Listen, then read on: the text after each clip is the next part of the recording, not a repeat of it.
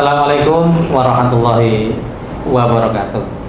Apa kabar sahabat PKU? Mudah-mudahan semuanya sehat walafiat meskipun dalam kondisi pandemi yang belum juga berakhir. Kita akan lanjutkan perjumpaan kita pada hari ini masih tentang obesitas pada anak dan remaja. Kita akan menjawab beberapa pertanyaan yang muncul terkait dengan topik yang sudah kita bicarakan pada dua pertemuan yang lalu bersama dua narasumber kita, Dr. Gina Puspita, spesialis anak, dan Dr. Muhammad Khotibuddin, MKes, dua-duanya dari Fakultas Kedokteran dan Ilmu Kesehatan Universitas Muhammadiyah Yogyakarta. Dan Dr. Gina Puspita juga klinisi di Rumah Sakit PKU Muhammadiyah Gamping, ya. Jadi tim pengabdian pada masyarakat PKU Muhammadiyah Gamping bersama FKI KUMY masih tentang obesitas pada anak dan remaja.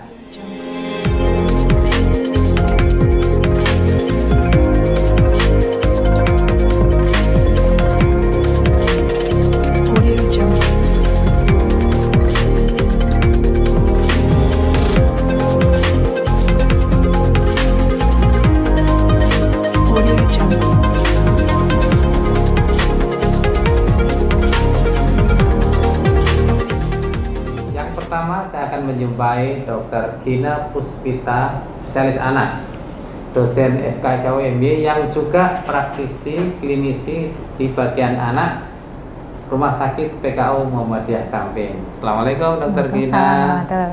Ya, ada pertanyaan. Iya, Dok. Supaya diperjelas bagaimana caranya diet pada anak. Apa ada makanan-makanan yang boleh dimakan atau yang tidak boleh dimakan dan sebagainya. Terus satu lagi, sebenarnya cara makan pada anak itu ada aturannya apa tidak? Ya, karena memang katanya ada yang mengatakan nggak boleh sambil main HP, nggak boleh sambil nonton TV, nggak boleh ada gangguan yang lain. Tapi juga ditanyakan, kok di sana banyak juga yang orang sambil nonton kereta api di apa namanya rel, dekat rel gitu. Nah, mohon dijelaskan lebih lanjut, Dr. Gina, silakan. Ya, terima kasih Dr. Bambang. Jadi sedikit ya Bu ya menjelaskan. Memang kalau pada obesitas sendiri untuk terapi atau dietnya itu memang ada yang kita sebut sebagai, pertama ya tadi pertanyaan pertama, untuk dietnya bagaimana pada obesitas, yang kita memilih jenis makanan yang kita sebut dengan traffic light diet. Nah, traffic light ya, atau lampu lalu lintas itu kan ada merah, kuning, hijau ya. Merah artinya kalau di lampu lalu lintas berhenti ya. Nah, kalau di diet itu artinya dia sama sekali tidak boleh kita makan, atau kalaupun rasanya anaknya berat ya tidak boleh sama sekali makan. Boleh tapi hanya 1 kali per minggu. Ya, itu apa sih kandungannya yang red food ini ya, disebut dengan red food. Dia mengandung lemak dan kalori yang sangat tinggi. Ya, contohnya apa? Kayak kentang goreng, sosis goreng, kemudian ada kue coklat ya, kemudian donat, soft drink. Nah, itu adalah makanan-makanan yang mengandung lemak dan kalori yang sangat tinggi, sehingga itu hanya boleh maksimal tuh 1 kali per minggu, atau sebenarnya kalau lebih baiknya sih tidak boleh. Itu yang disebut dengan red food. Kemudian yang kedua adalah yellow food ya. Kalau di lampu merah itu dia yellow, berarti kan hati-hati ya. Nah, ini juga hati-hati ini memakan ini, karena dia sebenarnya rendah lemak tapi kandungan kalorinya itu masih sedang ya. Jadi dimakannya terbatas saja, tidak boleh dikonsumsi setiap hari.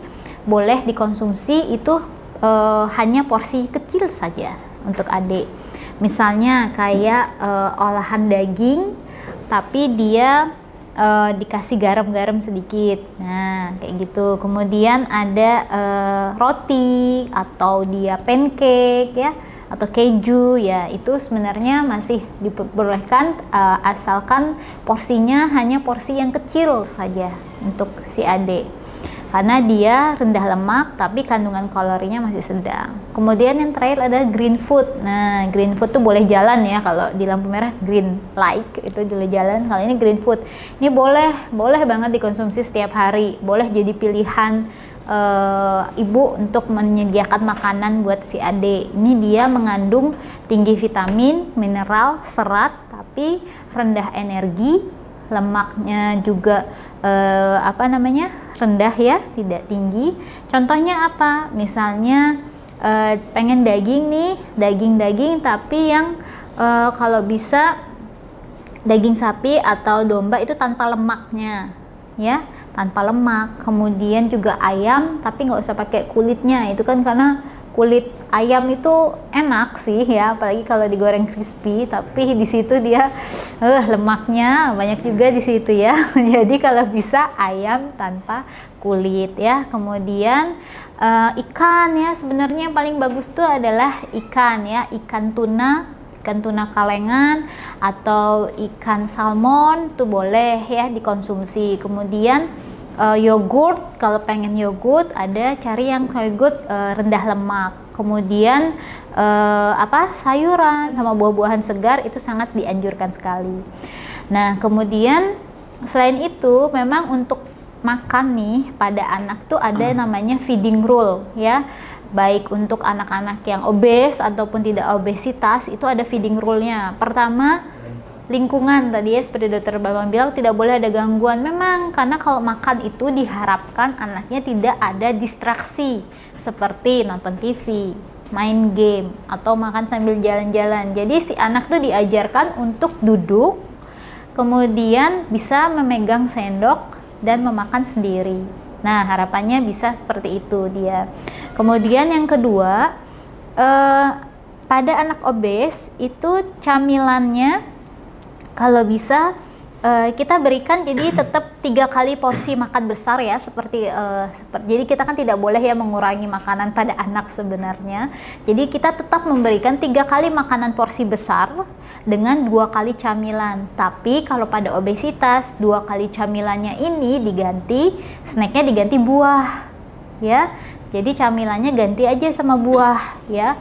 Nah, terus 3 makanan besar itu tetap ya, nasi harus ada porsinya juga, piringnya itu harus sesuai, karbohidratnya 50% atau sampai 60%, lemaknya 30%, proteinnya sekitar 15-20%. Nah, di antara itu, di antara jadwal makanan, pola makan besar dan camilan, kalau untuk anak obesitas sebaiknya berikanlah air putih ya, supaya anaknya juga cepat kenyang kayak gitu.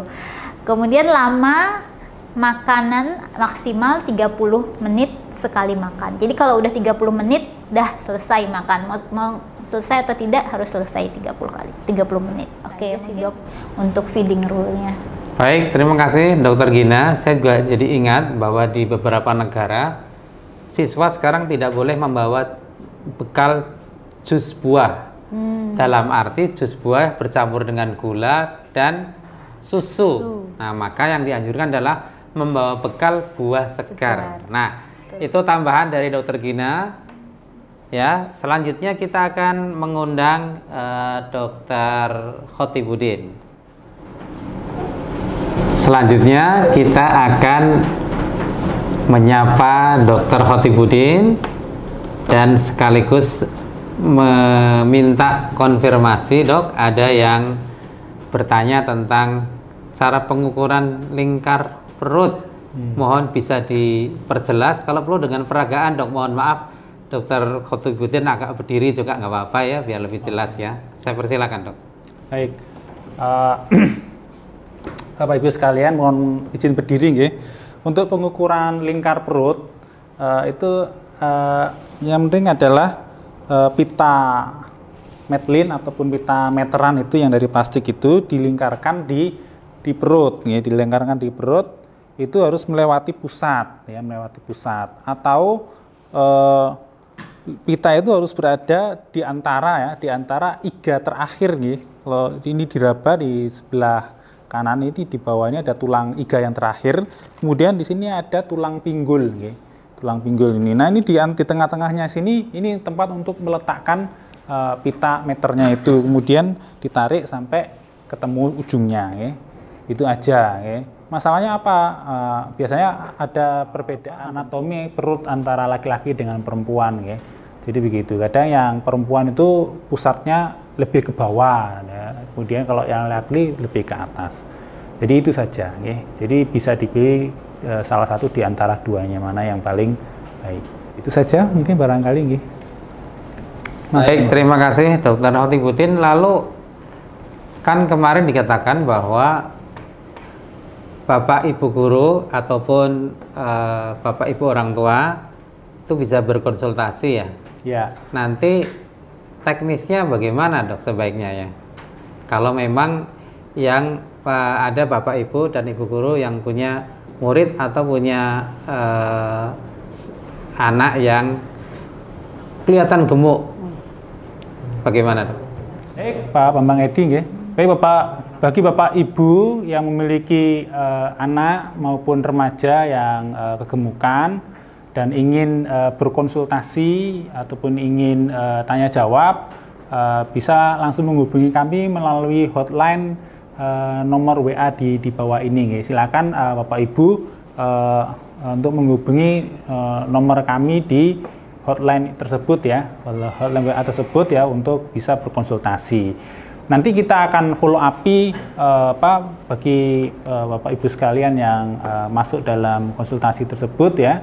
Nanti akan ada forum Zoom lanjutan yang bisa untuk berinteraksi langsung, ya, tanya jawab maupun konsultasi penyelesaian dari masalah-masalah kegemukan anak dan Bapak Ibu. Nanti juga kami akan follow up Bapak Ibu sekalian dengan Google Form yang kami mohon untuk bisa diisi oleh Bapak Ibu sekalian, ya, untuk bisa membantu kami dalam menyelesaikan permasalahan itu. Mungkin itu Pak Bambang Edi. Terima kasih Dr. Khotibuddin, juga Dr. Gina Puspita, ya, spesialis anak, ya, yang sudah berbincang dengan kita semua tentang obesitas pada anak dan remaja. Maka ini adalah pertemuan kita yang terakhir dalam 3 sesi. Kita sudah berjumpa membahas tentang obesitas pada anak dan remaja. Mari kita bersama-sama memulai dengan membangun kesadaran bersama bahwa obesitas itu suatu masalah, ya. Di dalam dunia kedokteran itu merupakan satu diagnosis. Jadi suatu masalah, tidak dianggap sebagai sekedar variasi normal, apalagi new normal, tidak. Yang bagus anak berat badannya ideal, indeks massa tubuhnya ideal, bukan kegemukan apalagi obesitas. Mari kita perbaiki kondisi anak-anak kita yang obes, kita kurangi berat badannya, yang kurus malnutrisi juga kita perbaiki. Karena di awal pertemuan saya sudah sampaikan bahwa kita mempunyai beban ganda masalah nutrisi, masalah gizi, yaitu gizi kurang, gizi buruk masih banyak, namun obesitas juga sudah mulai banyak. Mudah-mudahan bermanfaat hasil kerjasama kami yang baik antara tim pengabdian Fakultas Kedokteran Ilmu Kesehatan Universitas Muhammadiyah Yogyakarta bersama Rumah Sakit PKU Muhammadiyah Gamping. Silakan hubungi WA kami dan silakan komen di YouTube Rumah Sakit PKU Gamping.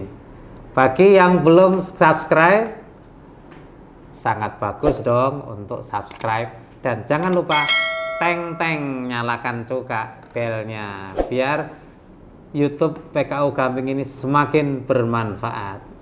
Assalamualaikum warahmatullahi wabarakatuh.